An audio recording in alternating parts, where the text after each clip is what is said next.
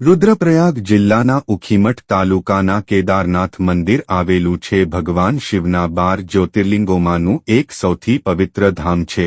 आ मंदिर उत्तराखंडना रुद्रप्रयाग जिल्लामां मंदाकिनी नदीने किनारे हिमालयनी पर्वतमाळाओमां आवेलू छे। हिंदू दंतकथाओ अने पुराणो मुजब आ मंदिरनो इतिहास पांडवो अने आदि शंकराचार्य साथे जोडायेलो छे। पांडवो द्वारा निर्माण महाभारतना युद्ध पछी पांडवो पोताना भाईओनी हत्याना पापमांथी मुक्ति मेळववा माटे भगवान शिवना आशीर्वाद लेवा मांगता हता। शिवजी तेमने दर्शन आपवा मांगता न होवाथी तेमणे बळदनुं रूप धारण कर्युं हतुं।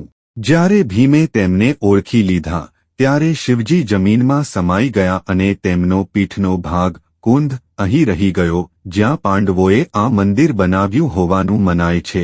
આદિ શંકરાચાર્યનું યોગદાન વર્તમાન મંદિરનું પુનઃનિર્માણ 8મી સદીમાં આદિ શંકરાચાર્ય દ્વારા કરવામાં આવ્યું હોવાનું માનવામાં આવે છે। તેમણે ચાર ધામ યાત્રાને પુનર્જીવિત કરી હતી। ભવ્ય બાંધકામ મંદિર લગભગ 85 ફૂટ ઊંચું અને 187 ફૂટ લાંબુ છે, જે 6 ફૂટ ઊંચા ચબૂતરા પર નિર્મિત છે। તેની 12 ફૂટ જાડી દિવાલો વિશાળ ભૂખરા રંગના પથ્થરોથી બનેલી છે।